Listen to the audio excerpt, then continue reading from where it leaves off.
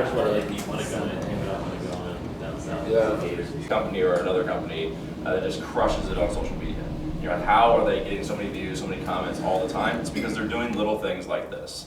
And there's a point system to each social network. For Facebook, it's this, and you'll want to write this one down. It's a like is worth 1 point, a comment on your post is worth 3 points, and a share is worth 9. I don't know your guys' names. Kyle. Kyle? Yes. Okay, I'm Dave. Hey there, I'm Kyle, or as that guy just referred to me as Tile. Don't I look happy? This was my life a few short years ago. Traveling, giving presentations, traveling some more, and then sleeping in hotels.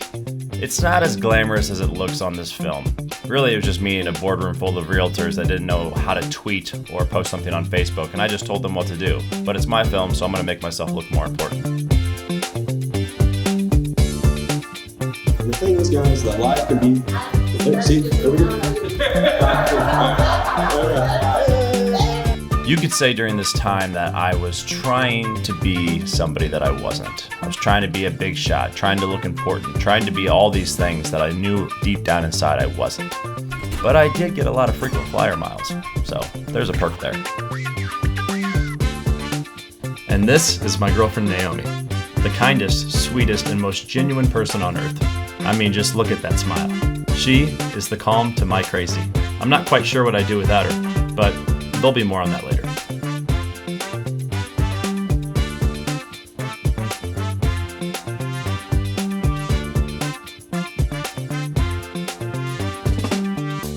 I think it's safe to say that this was not a great time in my life.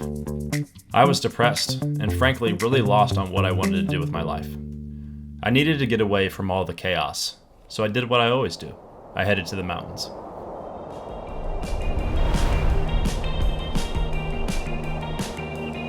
Our first vacation together as a couple was in Asheville, North Carolina. We explored the beautiful Blue Ridge Mountains and began to fall in love.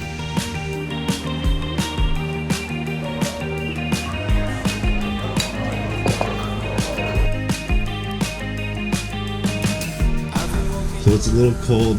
Naomi's glasses are fogging up. It's 6 in the morning, and we're about to go hike the trail and see a beautiful sunrise.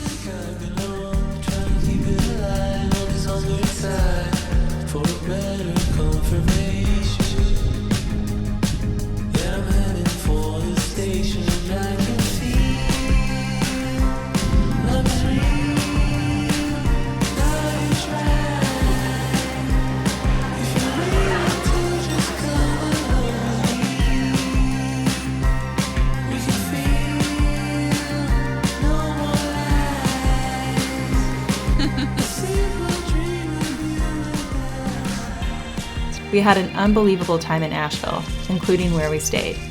It was a tiny Airbnb in the middle of the woods. But it wasn't a normal tiny house that you would think of, not even close. All right, so our place is in the woods for the next few nights, and this is our place to stay. It's this bus, and when you go in, check it. It's dope. We're saying goodbye to our bus. It's a sad day. It's been a good 2 days, 2 nights with the bus, but we'll book it again. Yeah. After we got back from our trip, I could not stop thinking about that little blue bus. How cool it was. I mean, think about it. A freaking house inside of a school bus. How cool is that? It's like the ultimate fort that you could build as a kid, except now you get to do it as an adult. And what better way to build a fort than to build it in the very thing that you despised growing up as a kid? Oh, the joyful irony of it all. I think it's safe to say that the idea of a house bus completely consumed me. And as it turns out, I wasn't alone. Nowhere close. A simple search of the word house bus opened up my eyes to the entire community of this type of living, and the actual term for what a house bus actually is: Skoolie.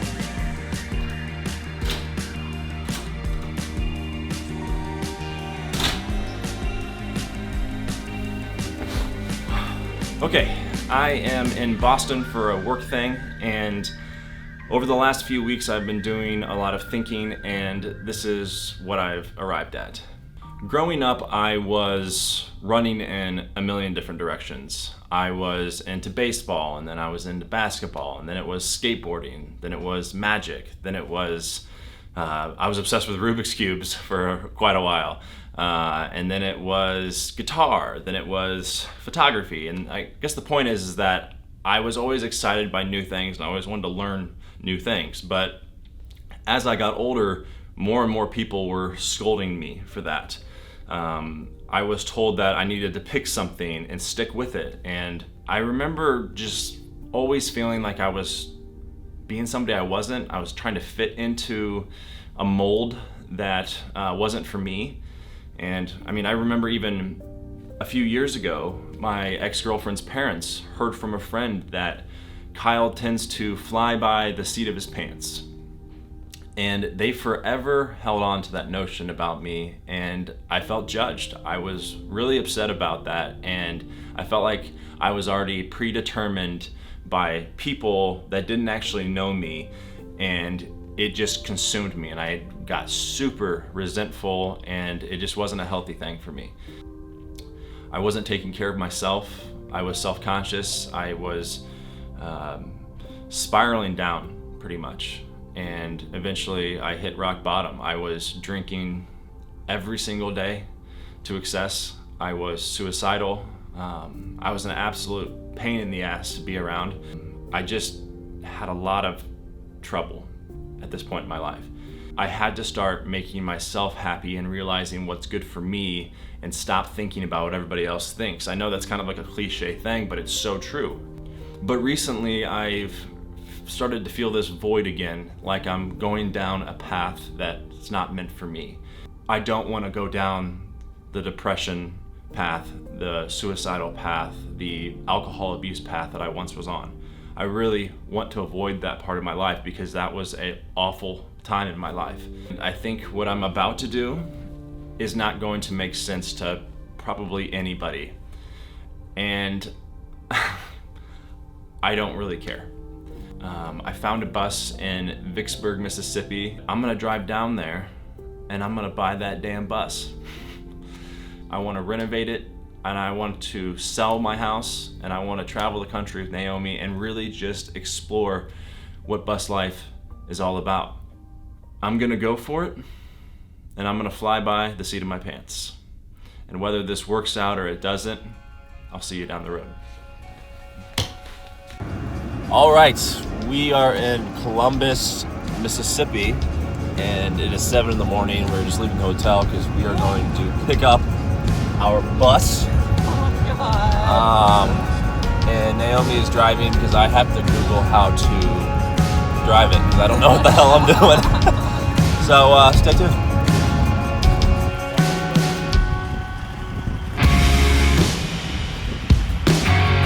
We are on the bus.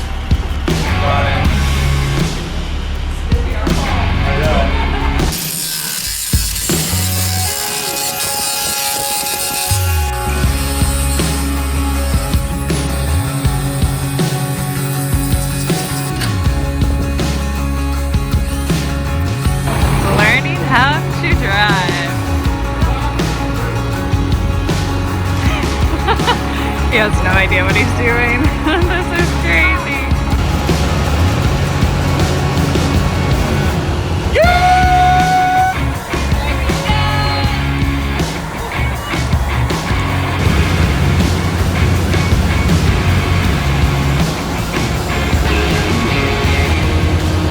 So driving the bus back from Mississippi.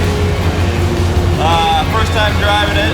We just reached Tennessee. It drives great, but man, do not underestimate how cold it is in here. We have no heat. I'm using Naomi's socks as gloves instead of bringing me. It is cold, but I'm having fun. So happy to have the bus. On our way back home, we realized we had no place to park this bus. But luckily our friend Cody came to the rescue. He had a cement pad on the side of his house, and so our bus had an official workshop for the foreseeable future. Thanks, Cody. Well, howdy there. Hello, bro.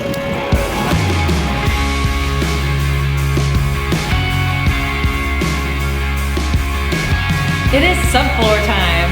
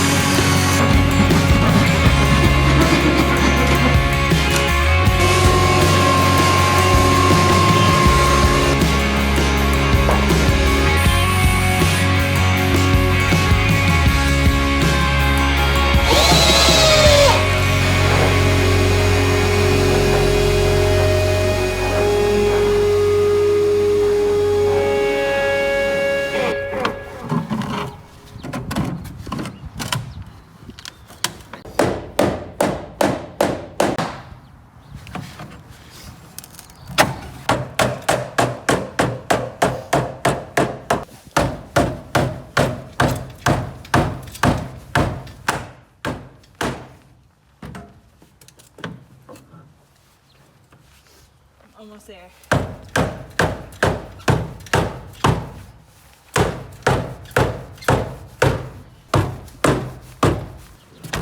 It's one more.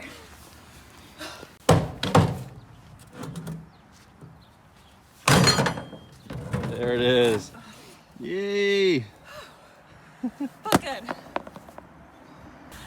Ooh, Have a boo-boo. little bus injury. Coming up with a floor plan was becoming more and more difficult than we thought. We tried to pull inspiration from other buses we found online, but our bus was unique. It has a 25 inches roof raise, and technically an upstairs because of that. Luckily, we found a software called SketchUp that's made by Google that allows you to make 3D renderings of whatever you want. Just enter the specs and then off you go. You can even put furniture that's loaded in their database onto your project. So after some pre-planning, we designed the bus to scale and started executing on our plan.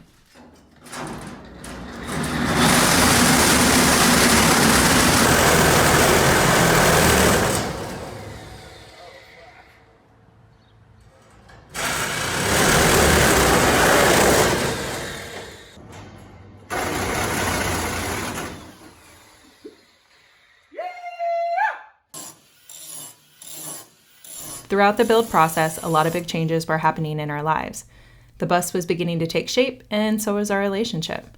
Throughout the build process, Kyle ended up proposing to me on the canal in downtown Indianapolis. It was the perfect night, and I later found out he asked for my dad's blessing in the bus, so it made things much more special. Over the next year, our life became insanely busy. Wedding planning, finishing our bus, and to top it all off, we got a puppy. We appropriately named him Trip. So at this point, we were all in. Well, there's a couple in Fishers now preparing to put their house on the market and live out of a school bus. Yeah, sounds pretty extreme, Yeah. you know, but it's an adventure that really has paid off for them. Yeah, tonight the newlyweds told our Sarah Jones their DIY Skoolie project was well worth it.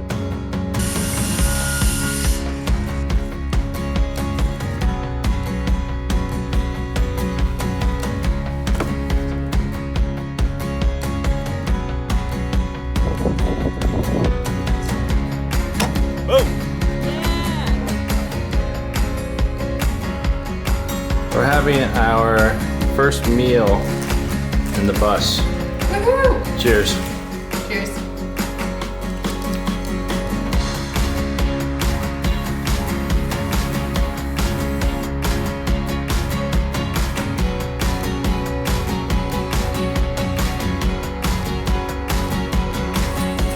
Going to be where the sink is. This is going to be kind of a utility closet underneath the sink.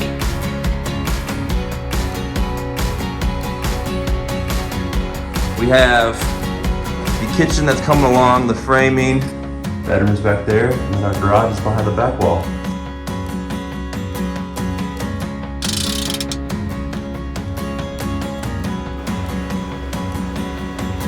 Rooftop deck is done. AC unit installed, working, solar. Let's go. All right, guys, we are almost done with the build. I think we're almost ready for a tour. And another thing, did you notice the bus is no longer yellow?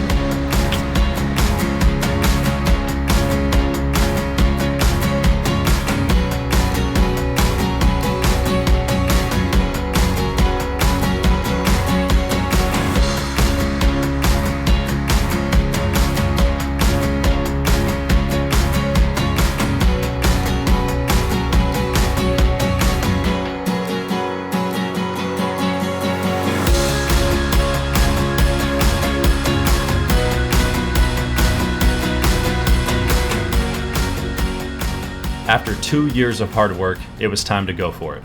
We gave away almost everything we own, sold our house, and just like that, we had nothing but each other and our tiny house on wheels. Oh, and our dog Trip.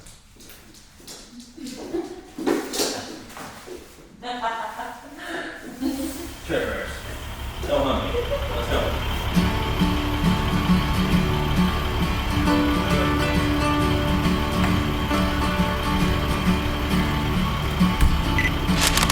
All right, Kyle, you ready? Journey begins now. You got this.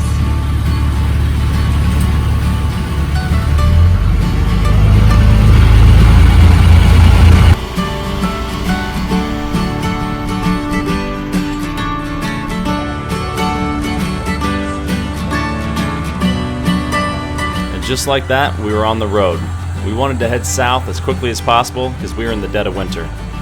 The bus was driving great, and we felt really confident. But it didn't take too long for the first challenge to hit us. Okay, so we're at Mammoth Cave National Park, and we have the bus in the national park, and there's a ferry that we have to take across a river. I have no idea if we're even allowed to do this. This is nerve-wracking as hell, because we're about to put our entire house on this thing. Oh my god, I'm so nervous. I'm gonna ask this guy if we're allowed to do this or something.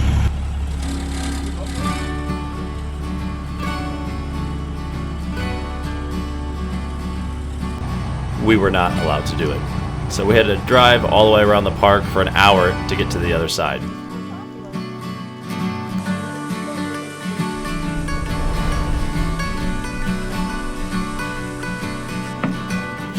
Oh my gosh.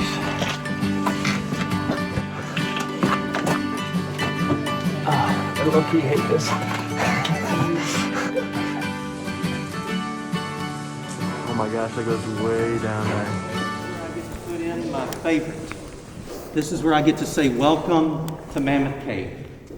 What we've been walking through is what it's all about.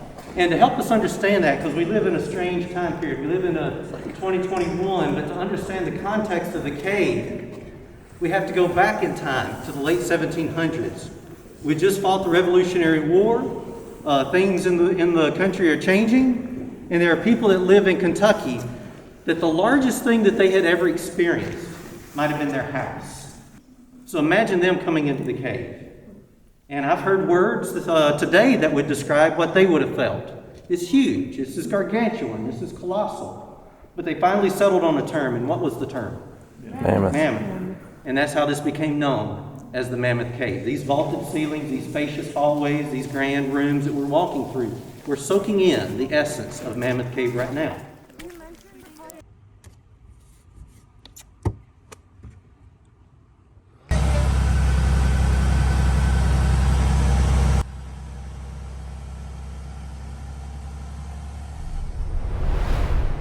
All right, Kyle, what are we celebrating?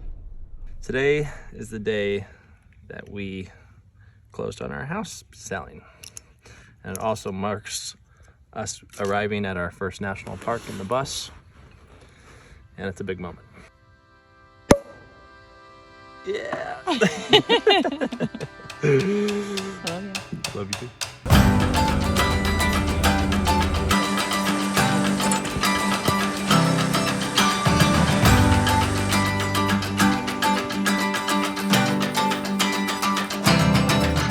What happens when you hike with a dog?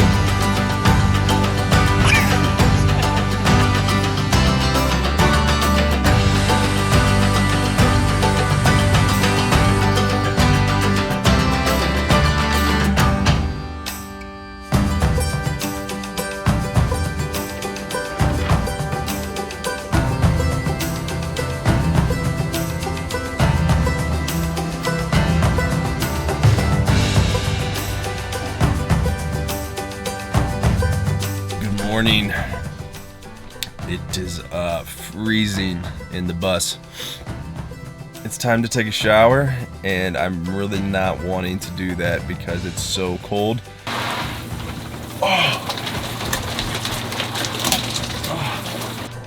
The shower's actually not that bad.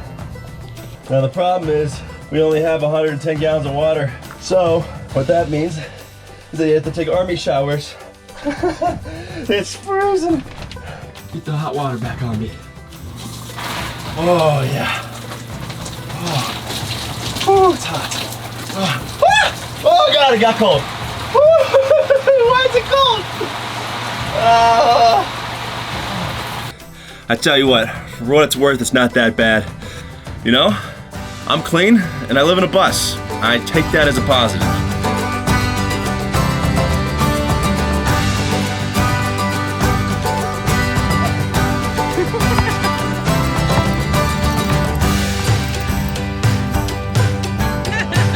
Oh my goodness. Can I help you?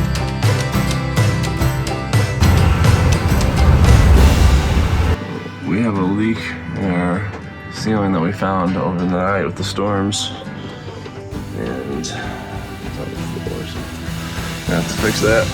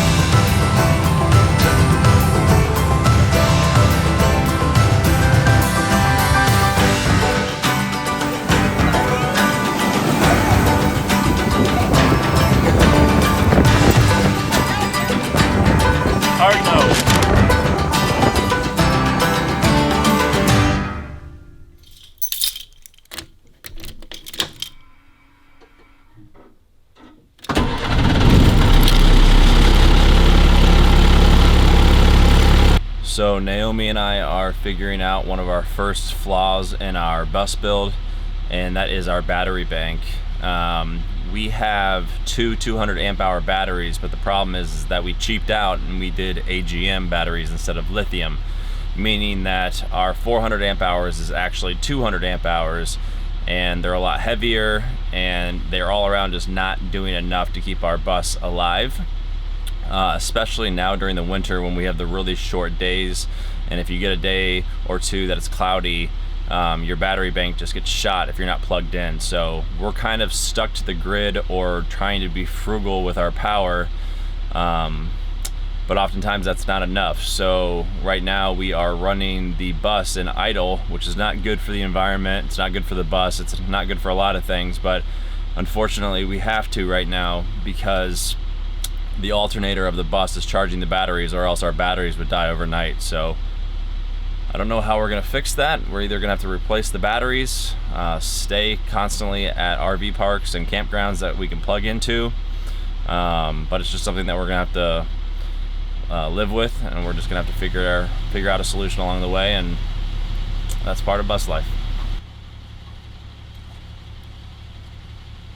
Sometimes when we're not plugged into a grid, we don't want to use the microwave because it draws a lot of the power from the battery.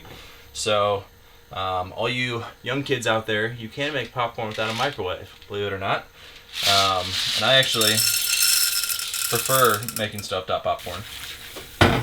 So in order to get popcorn still, we just use the stovetop, and we use propane that is fed through the bus from the 2 tanks on the back of the bus. and we are able to pop popcorn. So this is my way of doing things when we're not connected to the grid. One of the things I really like about our bus is the fact that there is separation from the front and the back. As much as we love each other, 200 square feet after a while can get old, and so we like to have our own space, and at night we do our own routines. So mine is popcorn and a movie. I love watching documentaries and things like that, and Naomi loves to read, so she's in the back reading, and we have a wall of separation. It usually is pretty quiet for both of us, so I love that about our bus, and it's definitely something that kind of keeps us sane with each other for long periods of time on the road. And I always have a buddy in the beginning when the popcorn's full, and then once it's not full, he goes to the back to cuddle with Mom.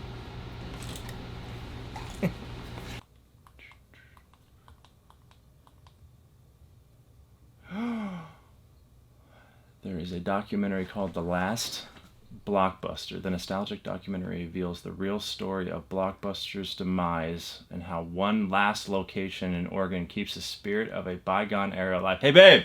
What? There is a documentary about Blockbuster, and it's saying there's one last location left, and it's in Bend, Oregon. Okay, well, we can go.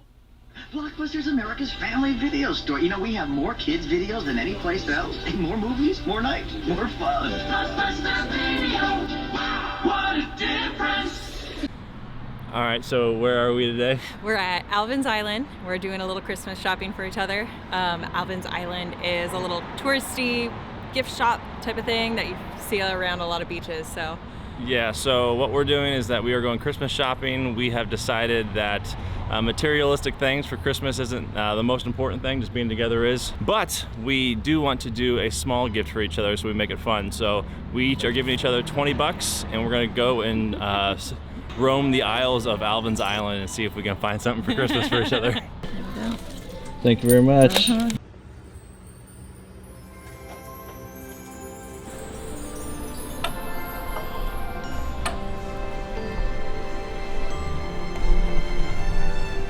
Merry Christmas, Bedford Falls!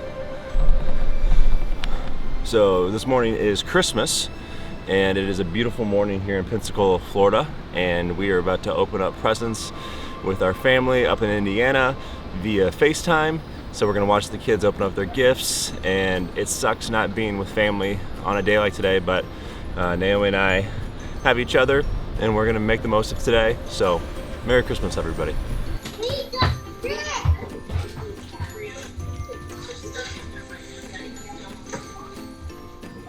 Mac your belly. Don't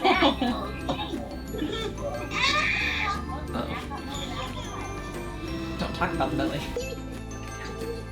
Whoa! That looks awesome, buddy. Oh, oh, oh.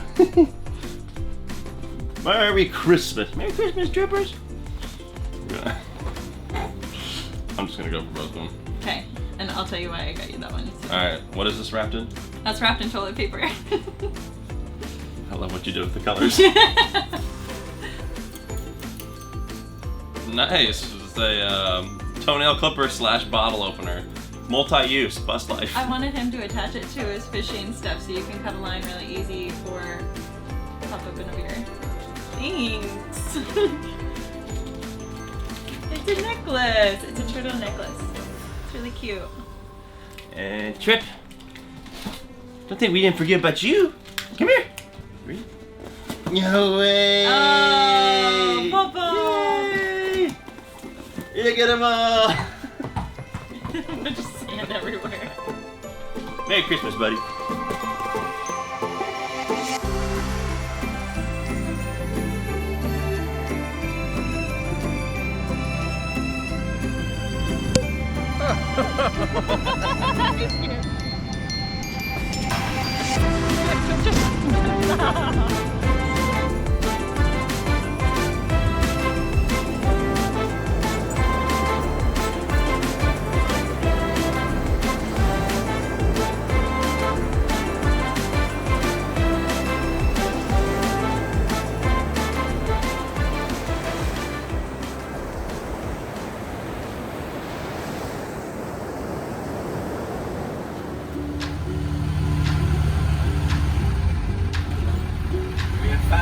people.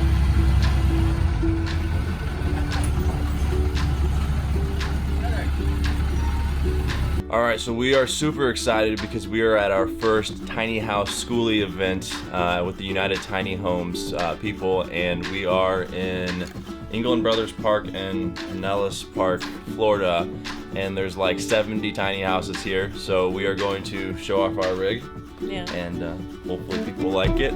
We just cleaned the bus; it's all ready to go. Sounds like there's going to be a bunch of people here, so we're really excited. Trip, how you feeling? So excited.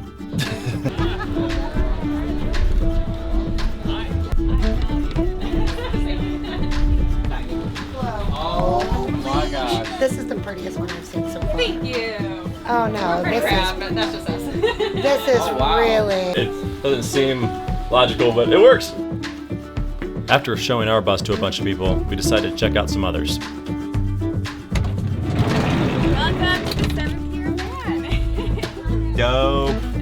Love it. So one of our favorite parts is this rock wall that we built, so we have access to the roof. That way we didn't have to have a ladder outside. So Will plays on this, but then we get to go up and watch the sunset as well. Nice, and this is his bedroom right here? Yes.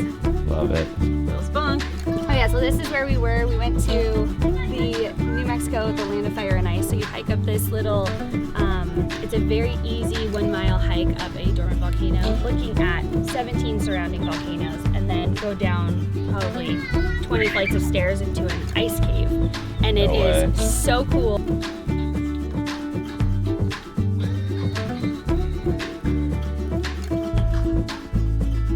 I built for myself under budget and in 38 days. Good for you.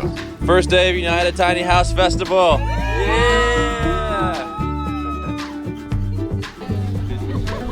Good morning, friends. Hey, how we doing? Hey, look at Mr. Documentary here. We got pancakes going on. Man. Pancakes. A little crispy, but... Thank you so much. After the Tiny Festival, we decided to go to a thing called Skoolie Swarm, where we can hang out with our friends some more, play some games, and just have a good time. Tripper, where are we going? All right, we just got to Skoolie Swarm and our bus got stuck in the sand. So we have a bunch of our friends trying to get stuff under the tires to get us out, but this is not going well. We may need a tractor to pull us out.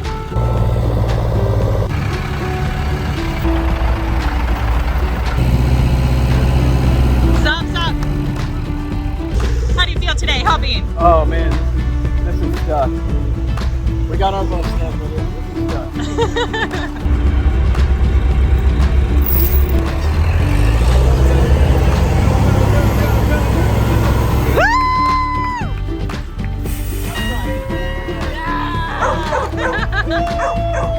We almost started a fire.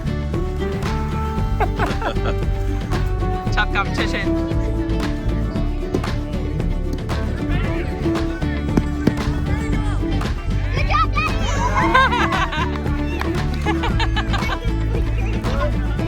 First base coach.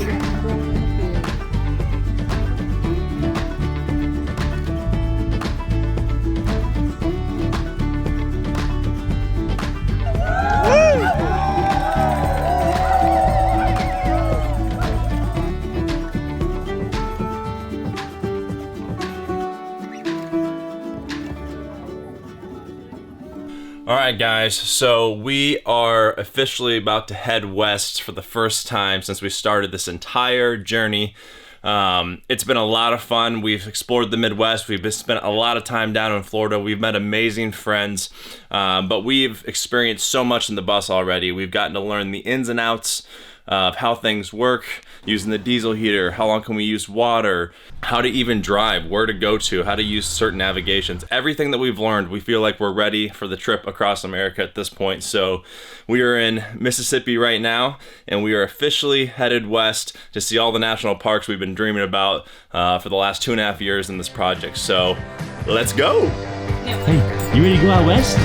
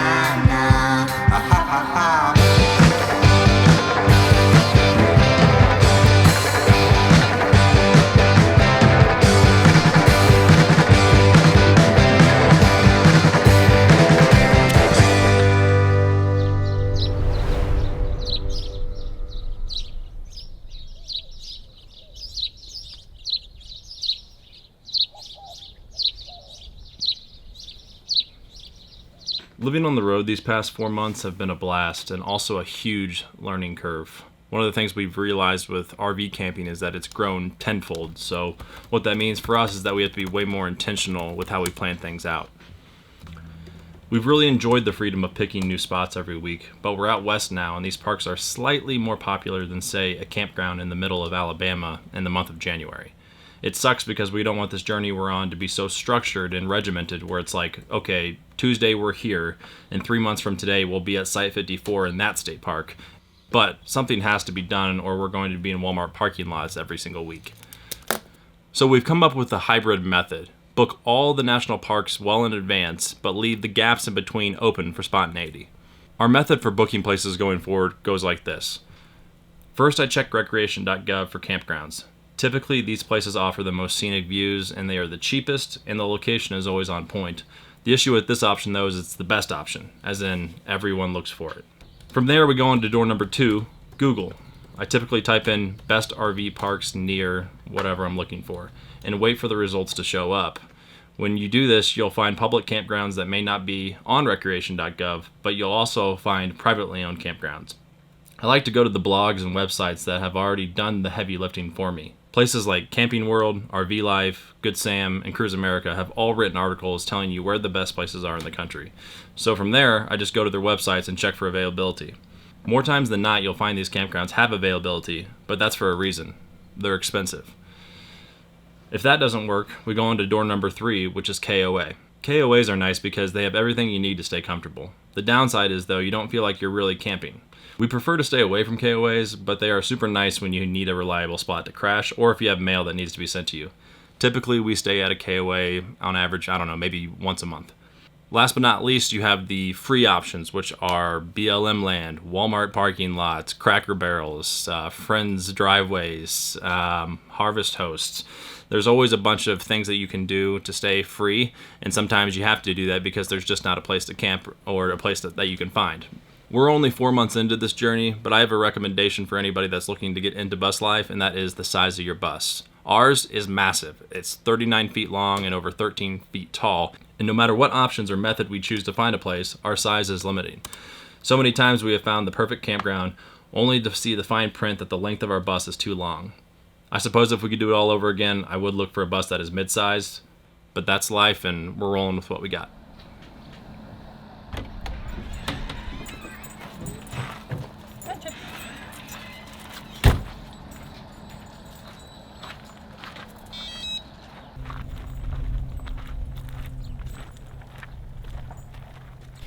All right, New Mexico, you have been good to us. Absolutely beautiful state you have. We've really enjoyed our time here and we have one more stop. So we're going to the Cosmic Campground. It is a dark sanctuary, meaning no light source, and we're really, really excited. Yes, we're excited to see the stars. So we're taking off tomorrow morning. We'll see what it's like.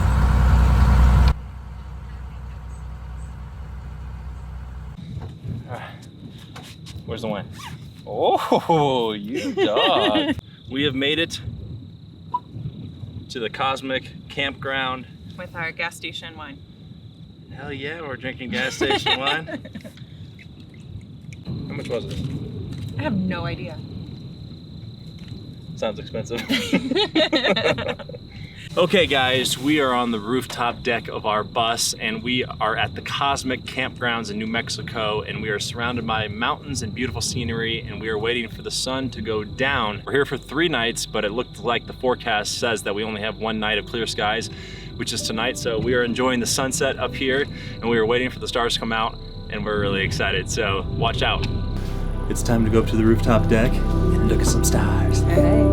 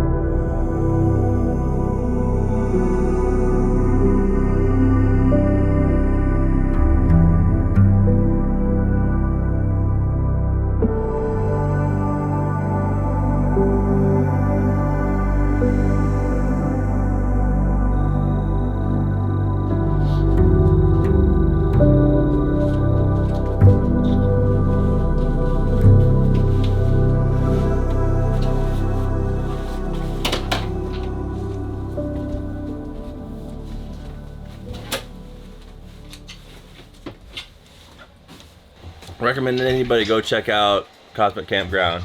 It's really well kept. It's absolutely gorgeous here. The stars are amazing. On to the next adventure.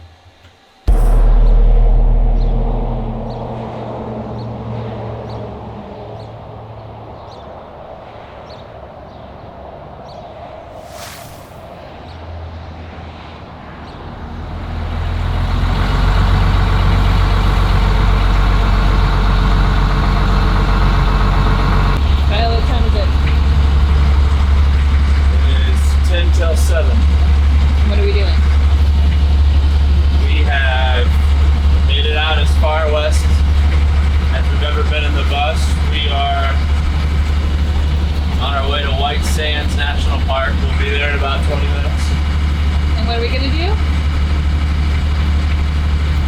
Be Instagram models for a day or some shit. No, we're going sledding.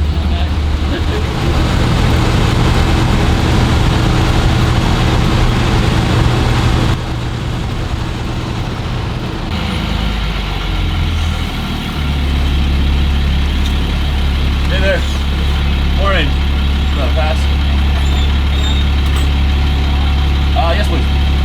Awesome. Thank you.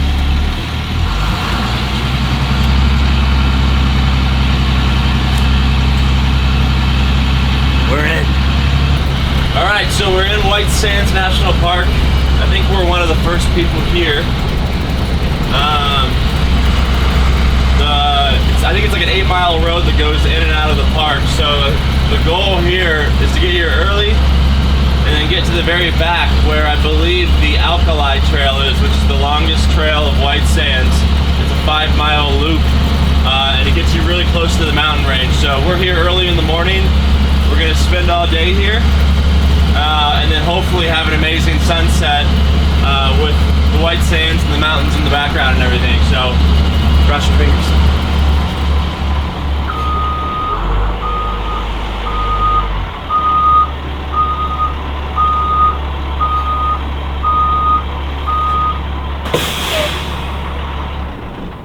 We pretty much got the whole park to ourselves right now. Tripp's running around and we about to go sledding on this hill because at White Sands you get to ride sleds like you're in the snow. And it kind of feels like you're in the snow and it's kind of cold, so we'll give you an update in a little bit, I guess. Yeah!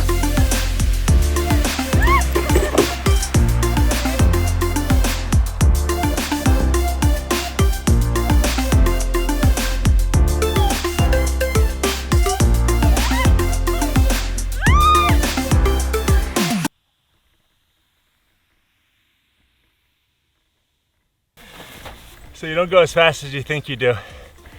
Maybe we need to wax the boards more or something.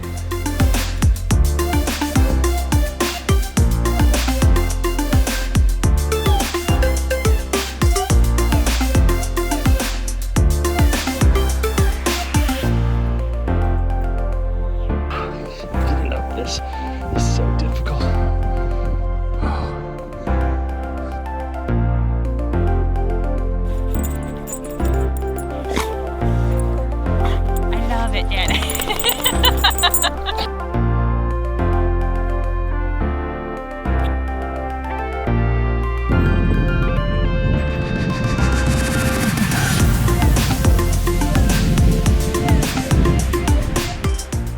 What's cool about national parks like White Sands, and just national parks in general for the most part, is that they're so quiet.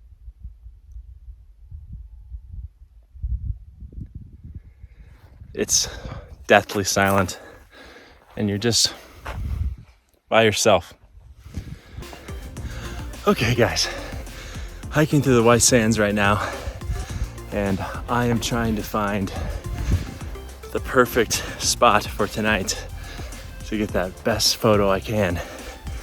And the problem is that White Sands is really popular. It's a super popular park, and there's a lot of people running around in the sand, sledding and stuff like that. So there's not a ton of people here today. Pretty darn barren. I can see people in the distance, but their footprints remain from previous days. So what I'm trying to do is get a photo of that view, the mountains and the sand. But I gotta hike super far out. This might be our only day in White Sands, and I really, really want to get a photo that I'm proud of. After all, the bus is called Shutter Speed the Skoolie, right? I gotta live up to the name. I don't know if you can see, but right there, Trip is taking a dump in White Sands National Park. Don't worry, we'll pick it up. That's my boy. Good boy. Come here, Bubba. You did it. Come here. Are you so? Come here. Look.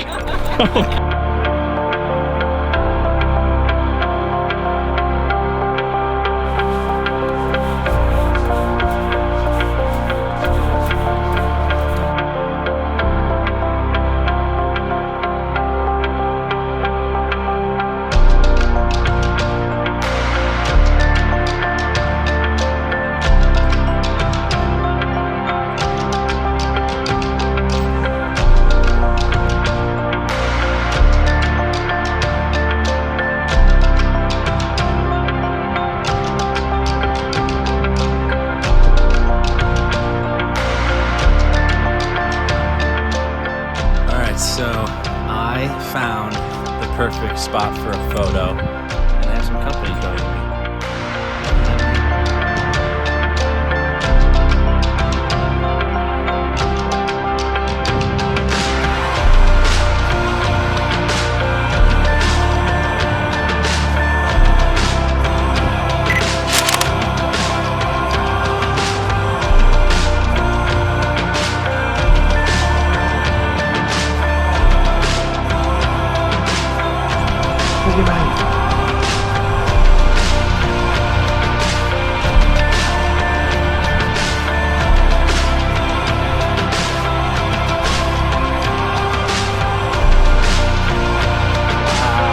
Look at this.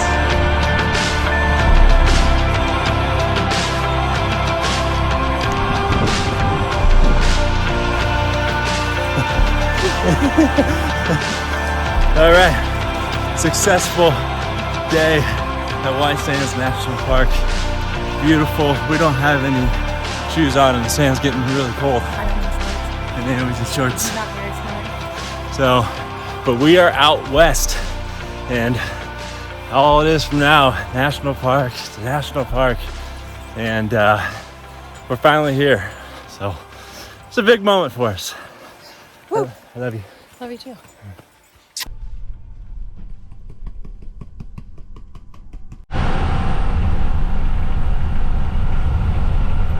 You know, people always talk about bus life and they're always showing the pretty shit on Instagram and stuff. Well, my hands are frozen, my feet are frozen. We're driving through a mountain pass in arguably almost freezing rain. We've gone through snow today. So I think it's important to show that bus life isn't all just like running through mountain passes and smiling and doing somersaults. Some days it can really suck.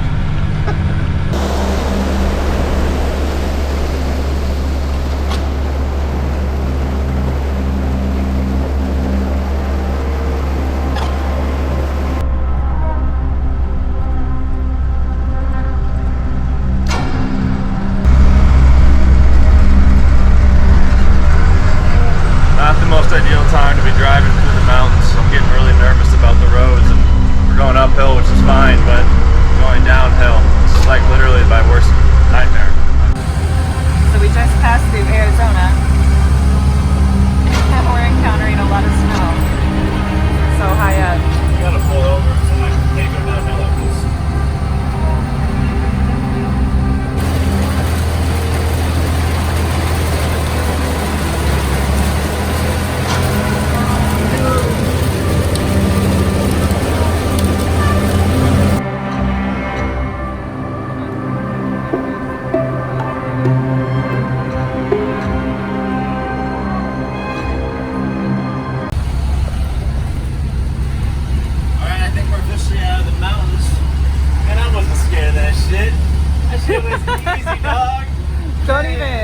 Man, that was nothing. Yeah, give me bigger mountains next time. No. Get out of here. That was terrifying. It's time.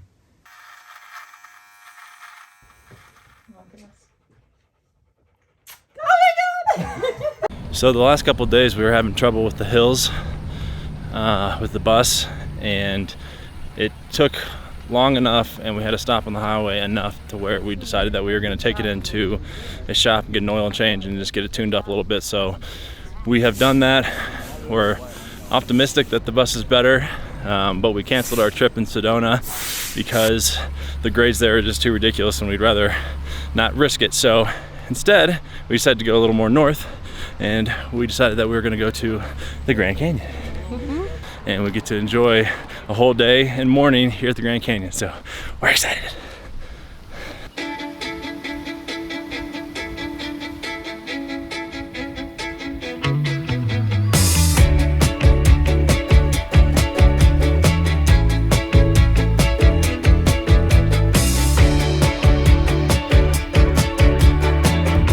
So Naomi didn't want to come down here because she's afraid of heights.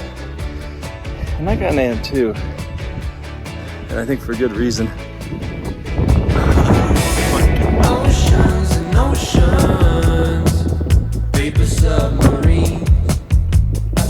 Emotions, emotions, blissful hurricane, swelling through me. Oceans and oceans, blue, black and green. Emotions, emotions, even with the ship. I'm still drowning. What am I gonna do with all these feelings? Even when the moon cries, leaving us alone. Say speed limit's 50 miles an hour. Not this hard. We got no way love's dry. I will not leave your side. So we got to Joshua Tree and we missed some of our friends at home. So we had them meet us here. And here is Hopi! What up?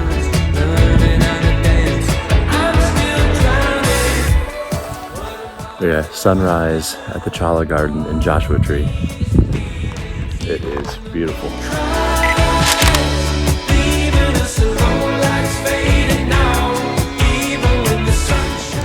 The legend of In-N-Out. Is it good or is it just a glorified steak and shake? We'll tell you in a second.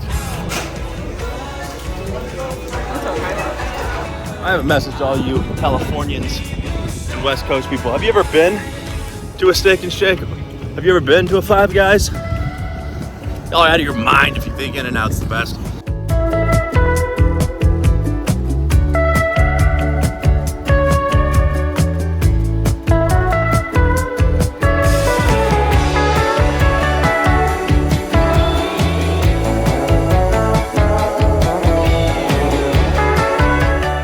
So it just started hailing and we are hiding inside of a tree that has fallen down. That's pretty cool.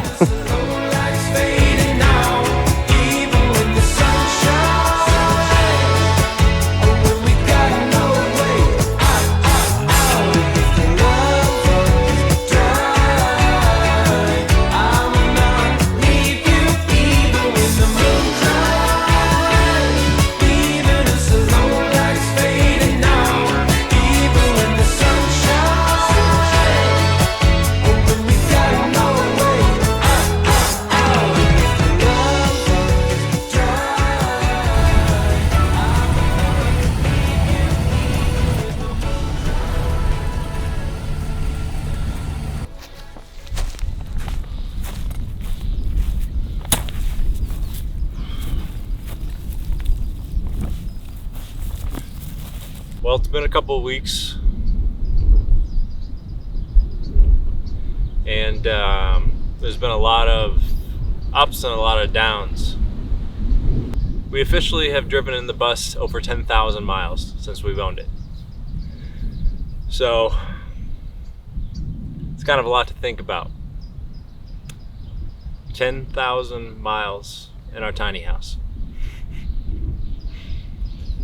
It's been a heck of a journey so far. The other good news is that I turned 30.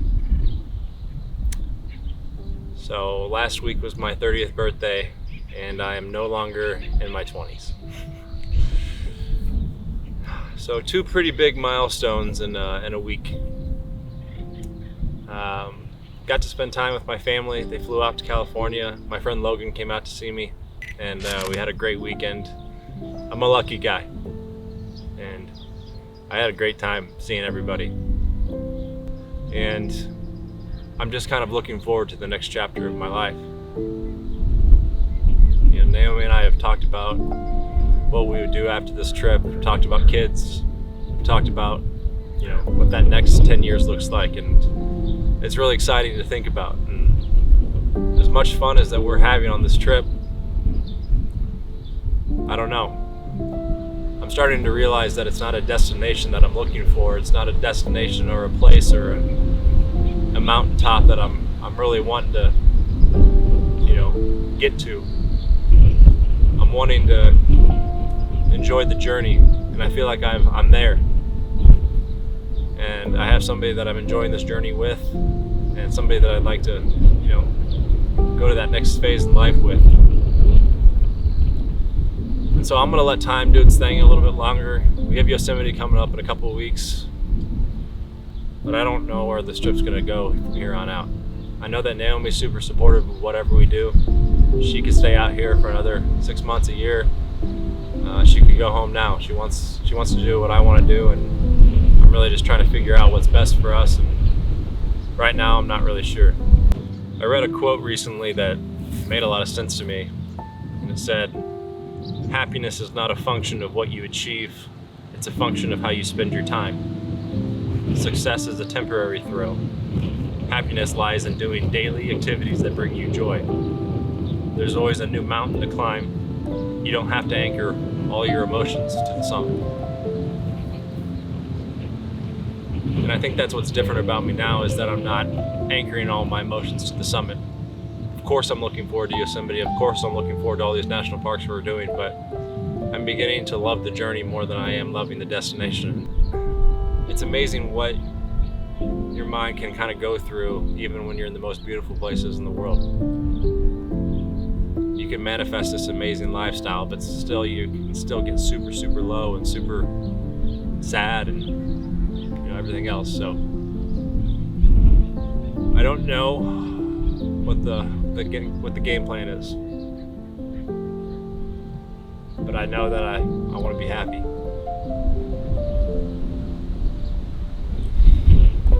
And at the end of everything is I'm grateful. I'm grateful that I have a choice. I'm grateful that I have a supportive wife, and I'm grateful that I have a family that I can come back to anytime I need to. So, although life's kind of down and dull right now, even though it shouldn't be, I'm learning to live with that in a different way, and I'm gonna run with that. So, time will tell.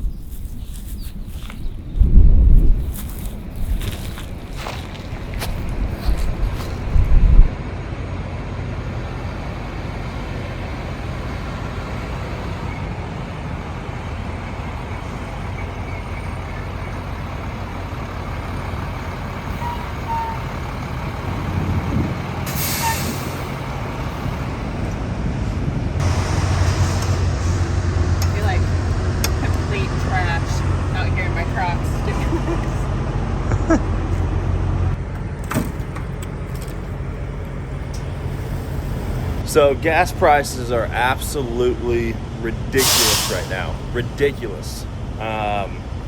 People think coming into this lifestyle you're gonna save a bunch of money. You can if you don't travel. But we're in California right now, and with inflation and everything going on in this country right now, we're paying $7 a gallon in diesel. And this big house that we have on the road, you know, on a good day, bad day, you know, maybe around 7 miles per gallon, 8 miles per gallon. So we literally are paying $1 a mile we drive. About 150, 160 miles worth of gas right there. Yay. last month we were really excited because we started trying for kids. And Naomi took a test today and we're not pregnant. I didn't ever expect it to kind of be that hard, but it's just been a bummer of a day now. So maybe it's a good day that we figured out that it's Yosemite, because this is the trip, this is the one big one that we've been looking forward to for a long time, so hopefully that'll lift our spirits up. I don't even know why I'm sharing this. It's like this damn camera is becoming my diary. A lot of thoughts going on.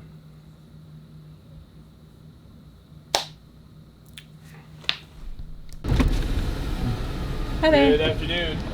Could I see the other side of that? Perfect. Would you like a map and newspaper today? Yes, please. Yes, sir. Thank you. Yeah. Have a great day. Yeah, you too.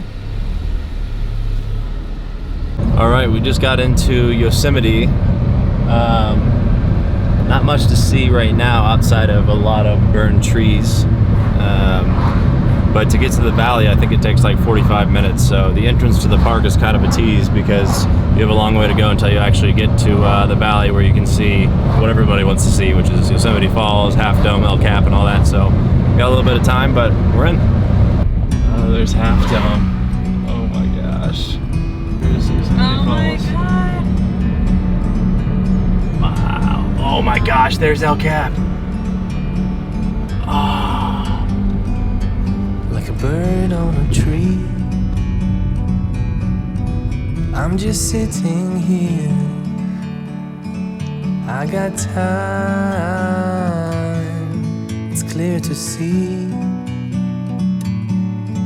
From up here, the world seems small. We can sit together. It's so beautiful, you and me. We meant to be in the great outdoors, forever free.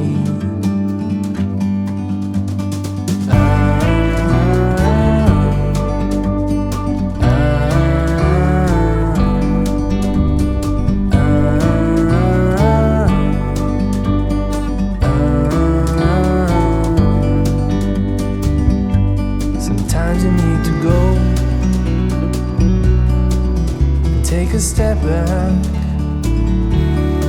to see the truth around you. From a distance you can tell.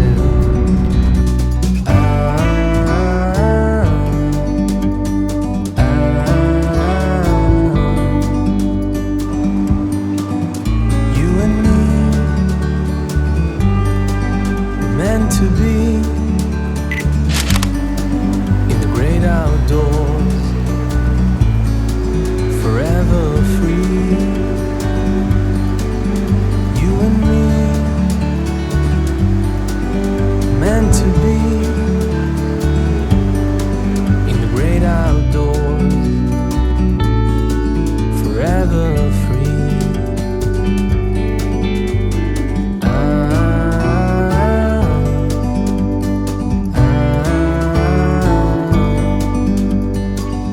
Guys, really exciting news coming out of Yosemite Valley right now.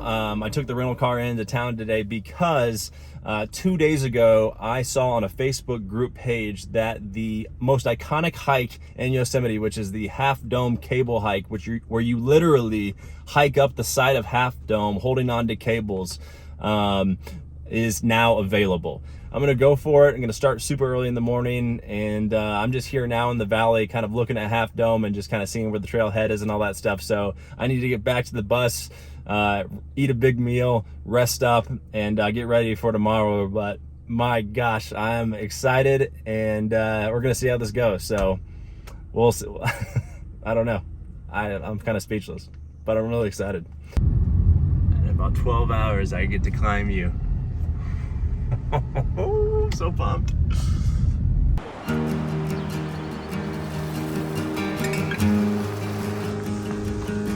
Started the trail. It's about 4:45 in the morning.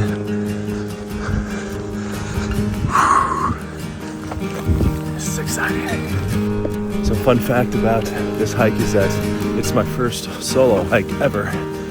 I've always been with somebody before, so what a way to pop my cherry than a 17-miler through Yosemite.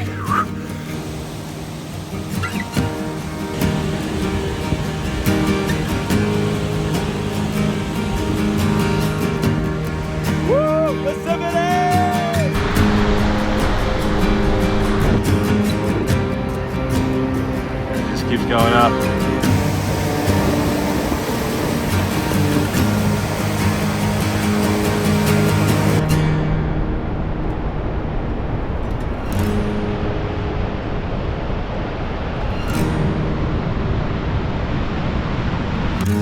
I kind of figured out what my analogy is for me in my hiking style. If you're familiar with the tortoise and the hare story, I'm the tortoise. Except I'm really slow.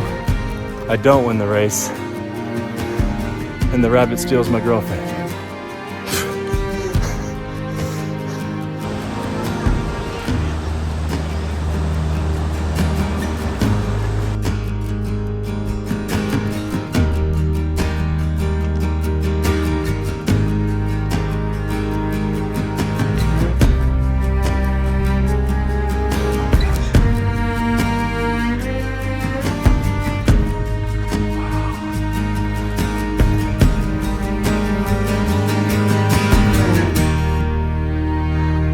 Top of Half Dome. Here are the cables to the top. On the Half Dome cables. Holy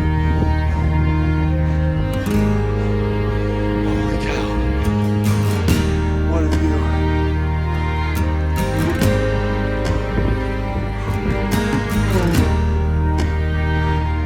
Fellas, how we doing? Top of Half Dome, baby. Woo!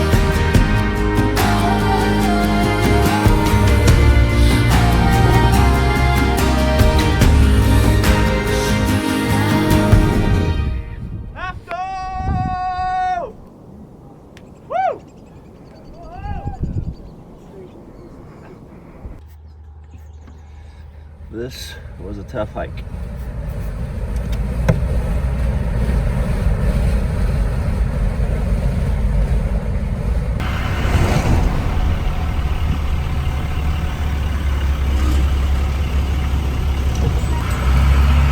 Jibbers, what are we gonna see? Friends! Hey, Sprocket! What's up?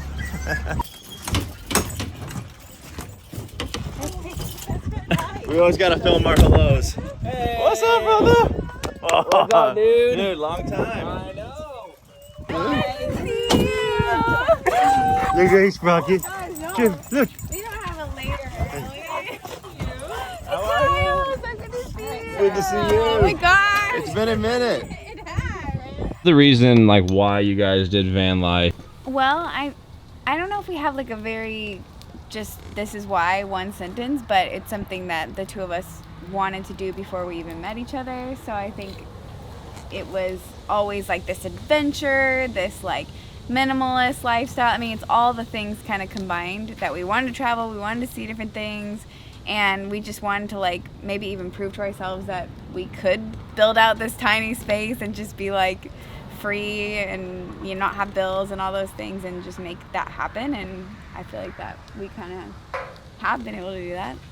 And I think living in the van where you don't have a $1,500 or more rent or mortgage, it's just like that much less time that you have to work that you can Right. do something you enjoy.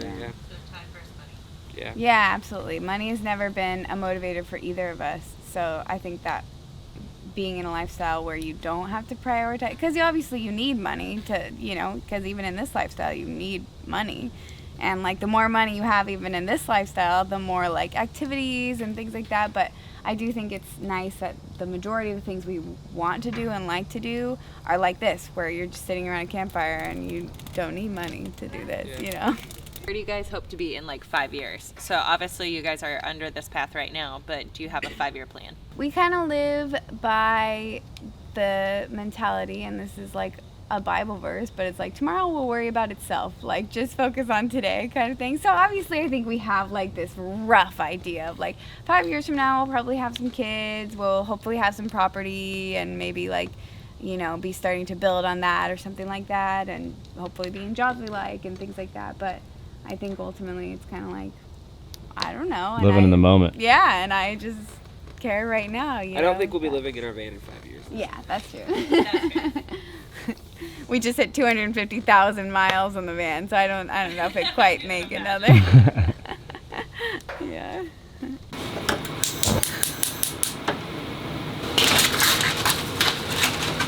Let's see if Josh and Wendy are up. Oh, I see some movement. Morning. Morning, guys. Good morning. It's a beautiful spot. We stayed there, I don't know, 1 or 2 nights. But then the day that we're gonna leave, it had like rained all night, and so there's this like probably like 10-degree slope pitch up this like dirt road that is now mud, and we get stuck trying to get out. So we try for probably a good half hour of just like trying to crank up there. That doesn't work. So then we realized we need to like improvise a road. What I would consider the worst experience. So you guys are going up to Redwoods tomorrow? No, we're going to Tahoe tomorrow. Oh, Tahoe and then Redwoods. Yes. Hey. Hi guys. So good seeing you. If you guys come down to Southern California, man, we'll be there. So Bye. Love you guys.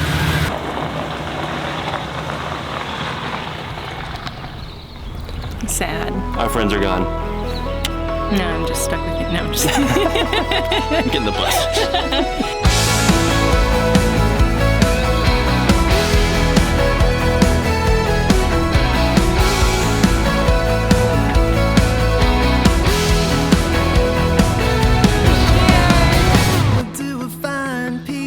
I could be working in the yard right now. I could be mowing the lawn.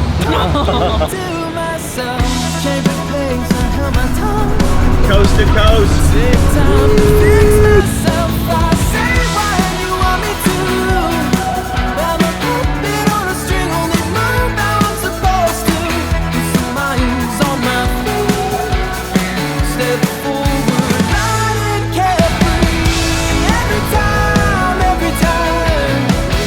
Headed to the Pacific Ocean.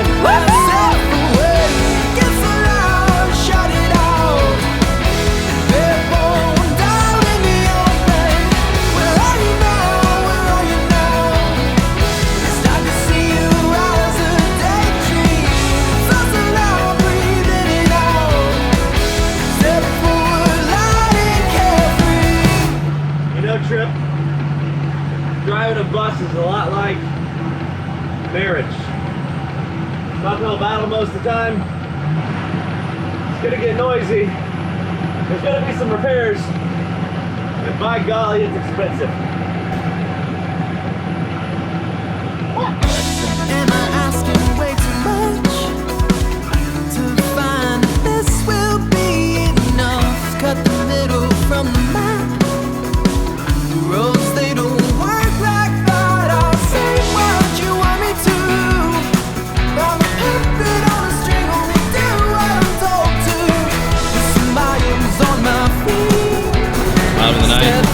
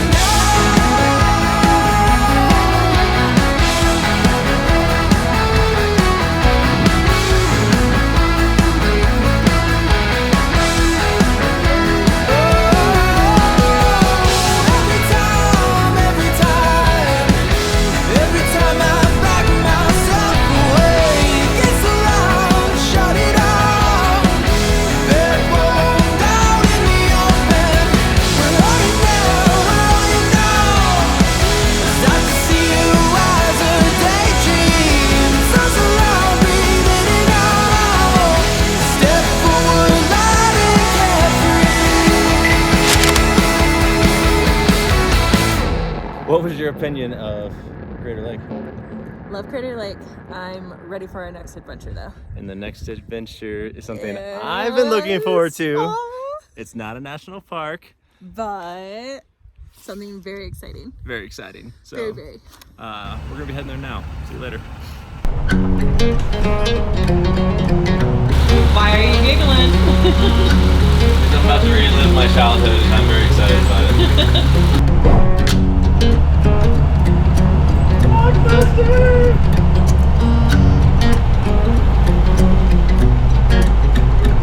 It's next to a Papa Murphy's. Do you remember on like a Friday night you would grab a Papa Murphy's pizza and then you would go home and you would make it and settle down with your family?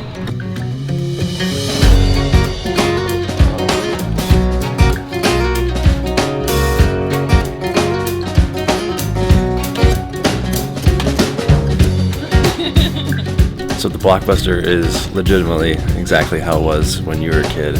It's really cool.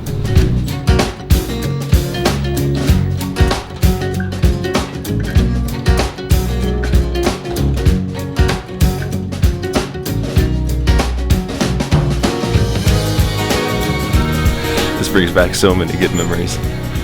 So many good memories. I love that.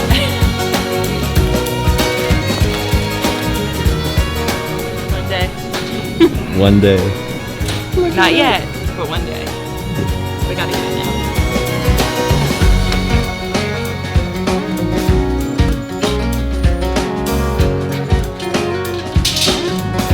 Just spent $175 at Blockbuster. Thank you. Appreciate it. Thanks again.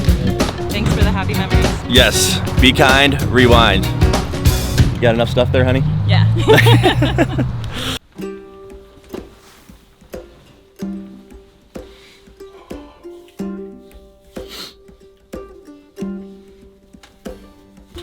We have been traveling a lot lately, and we've seen so many amazing places. But it's important to remember that this is not just a vacation for us. We also have to work. So it's important to make sure that we get our work done timely, and sometimes that's not the easiest when you're out on the road. Signal can be tricky in the deep woods, and so sometimes we have to go out and figure out another way.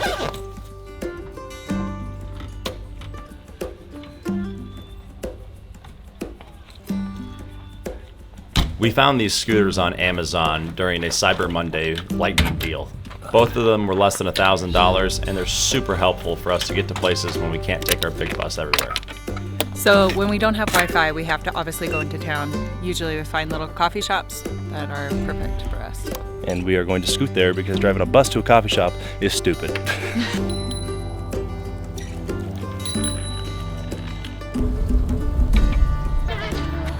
Coffee shops are great because they have free Wi-Fi and they don't kick you out. Get to know each other a little bit further, so I have just a handful of questions for you, and then obviously I'll share more about the opportunity as well if that works.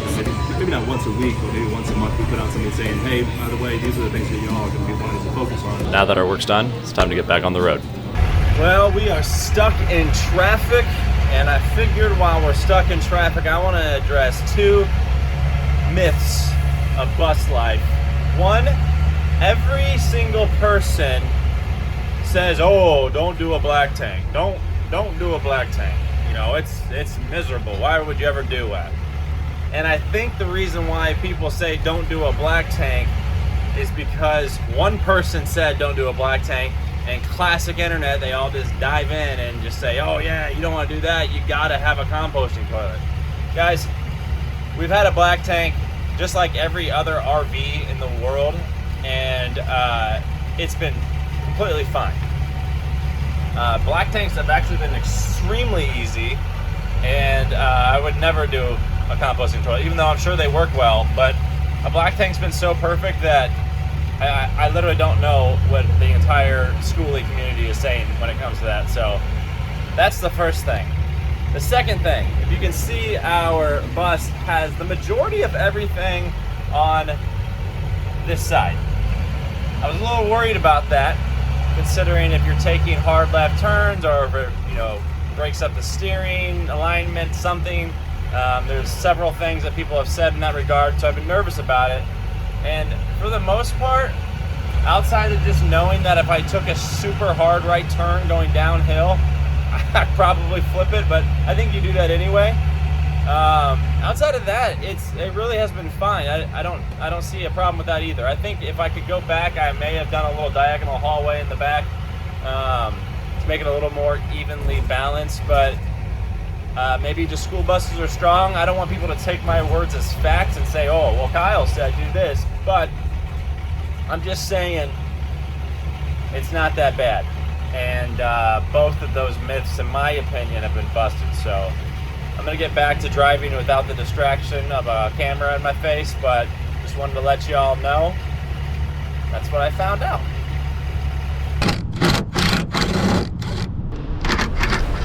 Well, we're in Washington now, and it's starting to get really, really hot, and our AC unit started acting up. Yep, it's right there. That's the problem. It's busted, which means that you gotta replace the whole unit. For the next 5 nights where we're staying, the heat index is over 103 degrees. So, and luck would have it, our AC unit took a shit on us. So, we bought a new one at Camping World, and we gotta figure out how to get this big monstrosity up on the roof. Or we're gonna die of heat exhaustion. So let's get it done before it gets hot.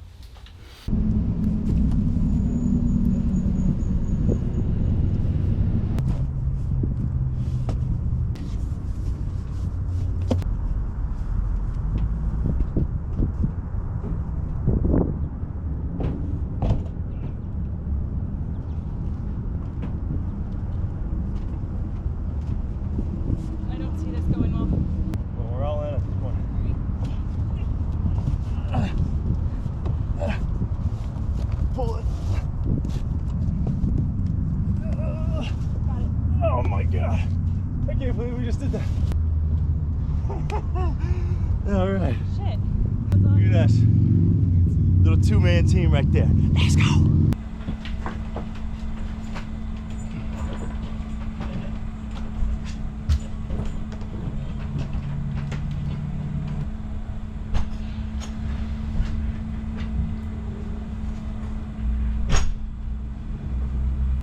Like they don't fit in the... This plate is not, holes for the screw do not match the holes for the plate. Gotcha. So we just need different ones of these. Different screws? Is that what you're saying? No, I'm saying that this right, see the hole? Yeah. See how it's connected to that hole? Yes. See how these holes do not connect to any of those holes anywhere? Gotcha. This unit does not match this plate. So we can, no matter what we do, no matter how perfect we make the square, it's not going to screw into anything. As you can see, AC unit is not fixed yet.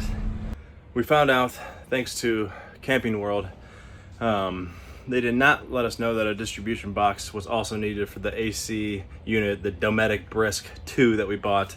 Even though we had the Dometic Penguin, we thought that the distribution boxes up top would match and that we could just secure it and we'd be on our way.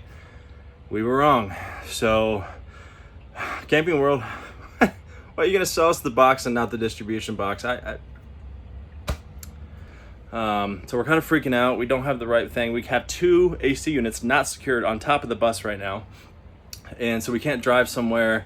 It's an absolute disaster. So called a couple places. Luckily met this dude through a Google search. Really nice guy. He's got the Brisk 2 distribution box that we need. And so he's gonna go pick up the part for me, bring it here, and help us get this thing installed because we don't have the correct parts for it. It's gonna cost us about $500 after already spending $800, $900 actually, on the AC unit. So this is an expensive lesson that we're having right now, but we have a dog and we would not be comfortable in that heat either. So let's just hope this gets fixed today. I don't know what we're gonna do if it doesn't. We're literally screwed, so fingers crossed. Throw hard. I don't want it busting up our bus. Wow. Okay, AC unit is installed. I don't know why you're smiling. Because I'm kind of excited for the cold, hopefully. Dude, it's hot. You ready? Hold on.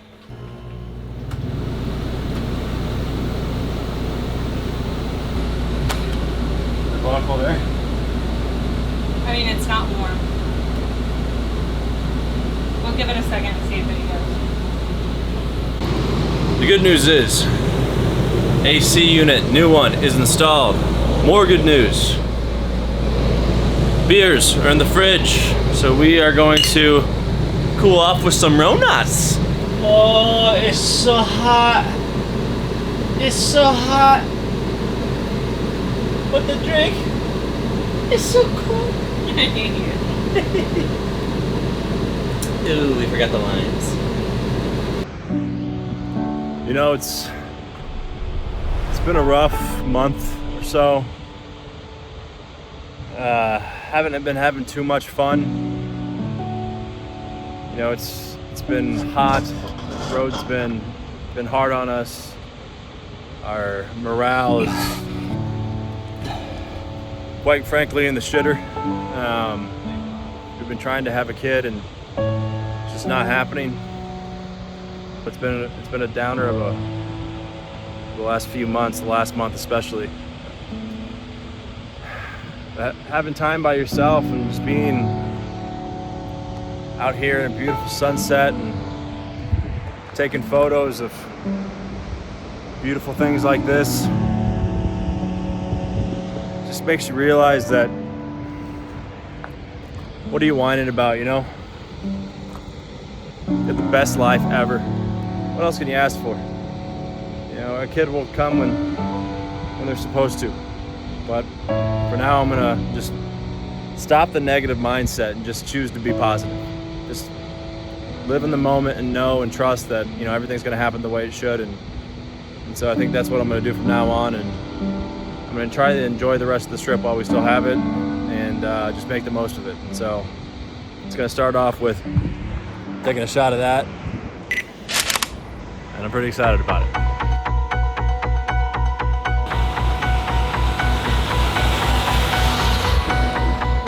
I can't make the sunrise.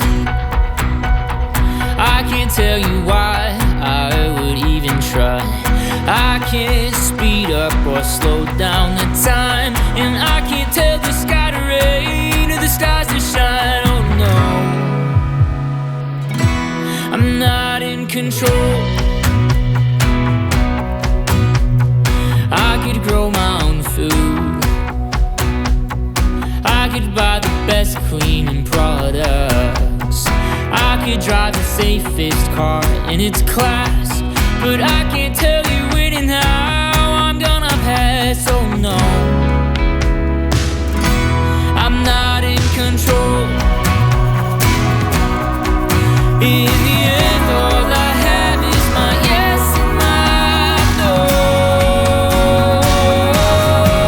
And the grass will keep on growing, and the birds will keep on singing this song. The waves will keep on crashing, and the world will keep on spinning on its own.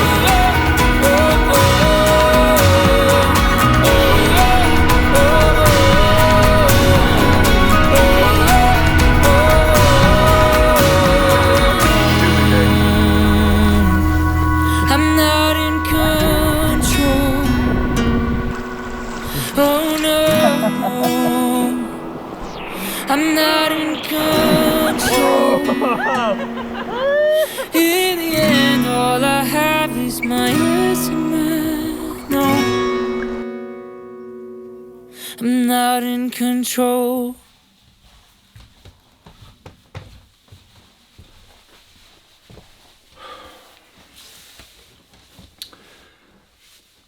So, yesterday was probably the most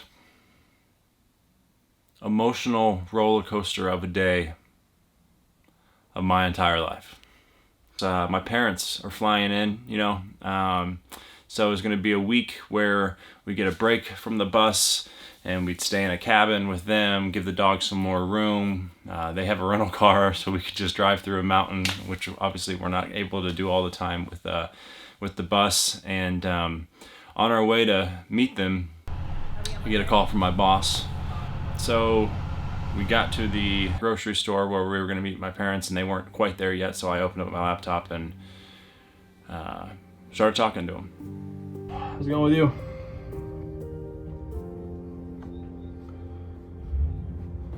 I've worried constantly on the road about keeping my job.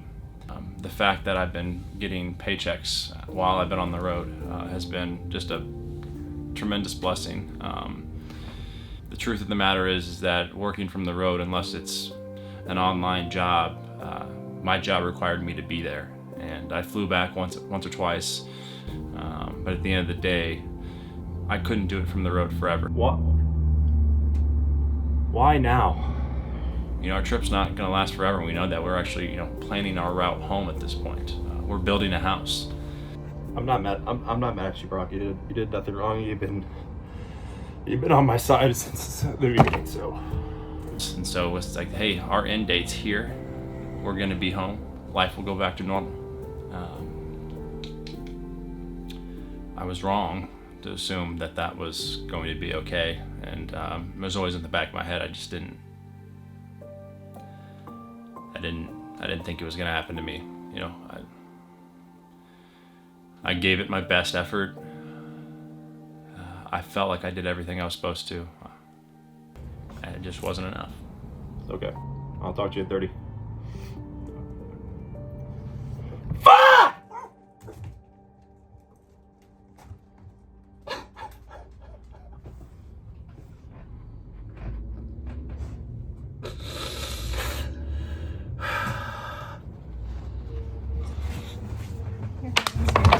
My parents showed up probably a minute after that call.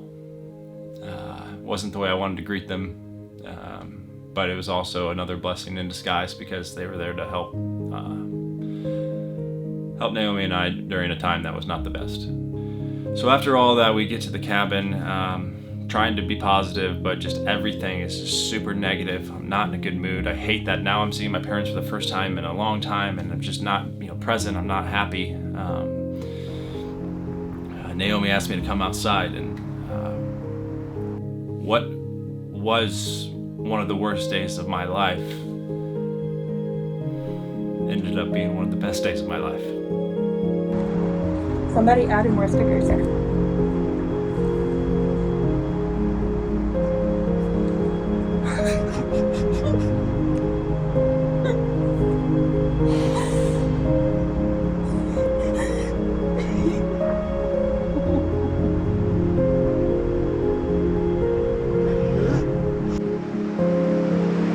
Good job.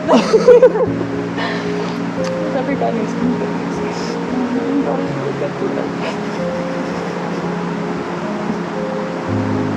You're gonna be into that. I've always been a fan of the quote, "Water always finds its level," and I can't help but think this is just one of those God moments, you know, where it had to happen at this particular time. Everything was going to happen the way it was going to happen, and it just, you talk about the lowest of the lows going to the highest of highs, and just like nothing matters anymore. You know, a job's a job. I'll always find more work. I'll always find something to do. Yeah, we have some things we got to figure out. We got to figure out how to get home, how to get another job, save the house, do all these things. But right now, none of it matters. Let's go have some fun. All right.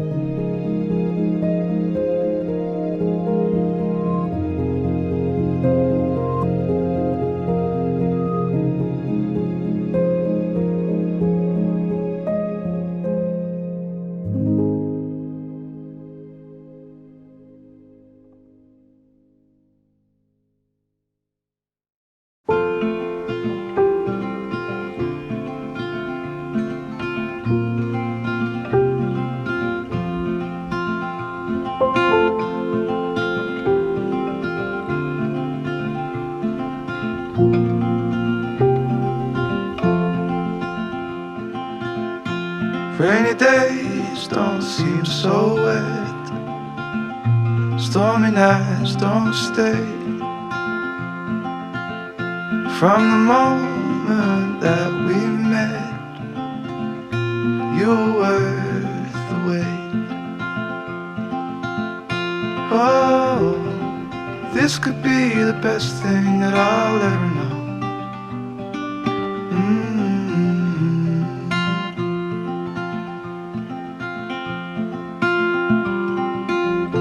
Talk for hours, I never slept. Two silhouettes on the concrete steps. We watched the sun as it slowly crept from the horizon to the place we met. Oh, this could be the best thing that I'll ever know.